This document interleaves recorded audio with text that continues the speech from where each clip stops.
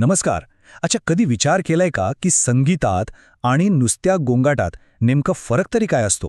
किंवा आपला आवाज एका व्यक्तीकडून दुसऱ्यापर्यंत पोहोचतो तरी कसा? तर आज आपण अशाच एका अदृश्य पण प्रचंड शक्तिशाली गोष्टीच्या प्रवासात जाणार आहोत. आणि ती गोष्ट म्हणजे ध्वनी लहर. चला तर मग सुरू करूया हा प्रवास. आता हा प्रश्न बघा. एकीकडे गिटारचा तो सुंदर आवाज आणि दुसरीकडे दारावरच्या बेलचा साधा आवाज. दोन्ही किती वेगळे आहेत, नाही का? पण तुम्हाला माहिती आहे का की या दोन्हींच्या मुळाशी एकच वैज्ञानिक तत्व दडलेलं आहे? चला, हे रहस्य उलगडून पाहूया. हे बघा, हार्मोनियम, सतार, तबला, ही सगळी वाद्य किती वेगवेगळी आहेत, पण ती सर्व एकाच मूलभूत तत्वावर काम करतात. आवाज निर्माण करण्यासाठी ती सगळी काहीतरी एकसारखंच करतात. आणि याच गोष्टीत आपल्या पहिल्या प्रश्नाचं उत्तर लपलेलं आहे. आणि ते उत्तर आहे कंपन. होय, अगदी बरोबर.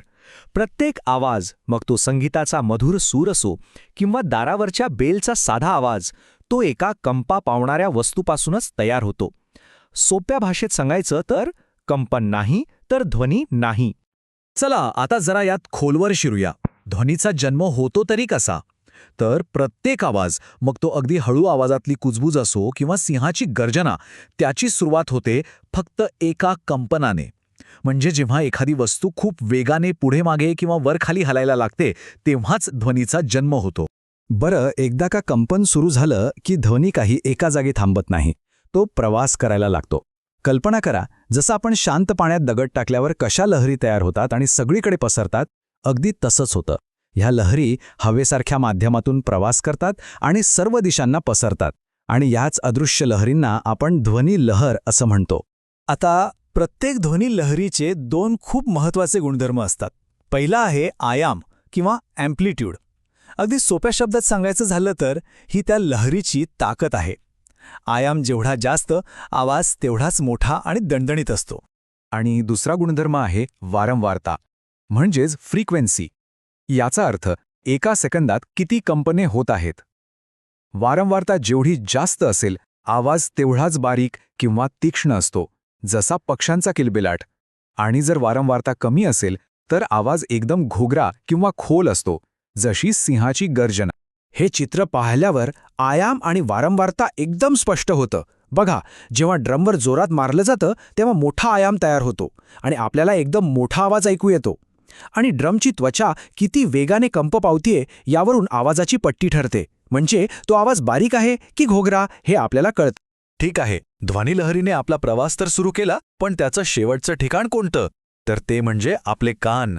खरं तर आपले कान एक आश्चर्यकारक जैविक मशीन आहे, जी या हवेतल्या लहरींना अशा आवाजात बदलते जो आपल्याला समजू शकतो. चला तर मग आपल्या कानाच्या आत एक छोटीशी सफर करून येऊया. ही रचना दिसायला जरी क्लिष्ट असली तरी तिचं काम एकदम पद्धतशीर आहे. ती ध्वनिलहरींना पकडते आणि त्यावर प्रक्रिया करते. बघूया तरी हे होतं कसं. ही ऐकण्याची प्रक्रिया फक्त 3 सोप्या पायऱ्यांमध्ये घडते. पहिलं, आपला बाहेरचा कान म्हणजे बाह्य कर्ण ध्वनिलहरींना एखाद्या नरसाळासारखं गोळा करतो. दुसरं, या लहरी थेट कानाच्या पडद्यावर आदळतात, ज्यामुळे तो पडदा कंप पाहू लागतो. आणि तिसरी, सगळ्यात महत्त्वाची पायरी म्हणजे कानाचा आतला भाग या कंपनांना विद्युत संकेतांमध्ये बदलतो आणि हेच संकेत आपला मेंदू आवाजाचा अर्थ लावण्यासाठी वापरतो. कमाल आहे ना? पण मग आपला मेंदू सगळेच आवाज ओळखू शकतो का? तर नाही.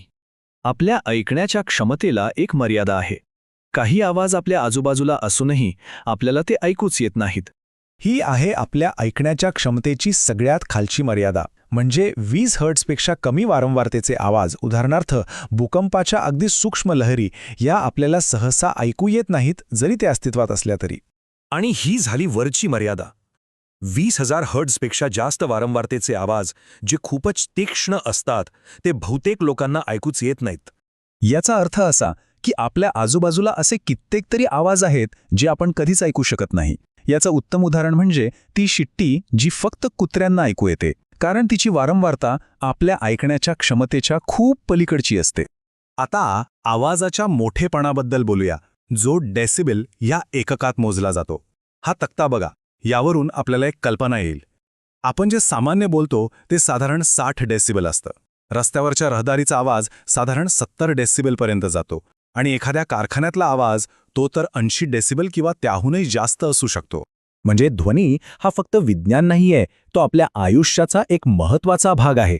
काही आवाज आपल्याला खूप आनंद देतात, तर काही आवाजांचा आपल्याला त्रास होतो. चला, यातला फरक जरा नीट समजून घेऊया. मग संगीत आणि गोंगाट यातला नेमका फरक काय आहे? याचं सगळं रहस्य दडलंय त्यांच्या कंपनांमध्ये. बघा, संगीत जे असतं ना, ते अगदी नियमित एका लयीत होणाऱ्या कंपनांमधून तयार होतं आणि म्हणूनच ते आपल्या कानानं ऐकायला खूप छान वाटतं. याच्या अगदी उलट गोंगाट म्हणजे काय, तर अनियमित आणि विस्कळीत कंपनांचा खेळ. त्यामुळेच तो आपल्याला इतका कर्कश वाटतो.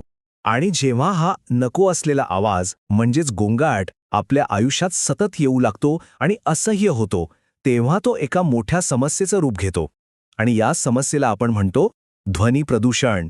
आणि हे ध्वनी प्रदूषण फक्त त्रासदायक नसतं, तर ते आपल्या आरोग्यासाठी खूप धोकादायक सुद्धा आहे.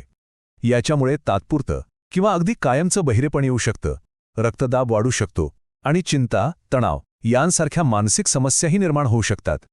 तर आज आपण ध्वनीचा संपूर्ण प्रवास पाहिला, त्याच्या जन्मापासून ते आपल्या कानांपर्यंत पोहोचण्यापर्यंत, आणि त्याचा आपल्या आयुष्यावर होणारा परिणामसुद्धा पाहिला. हा सगळा विचार केल्यावर एक प्रश्न मनात येतोच. या सतत वाढत जाणाऱ्या गोंगाटाच्या जगात ज्या गोष्टी खरोखर महत्त्वाच्या आहेत, त्या आपण कशा ऐकायच्या यावर नक्की विचार करा.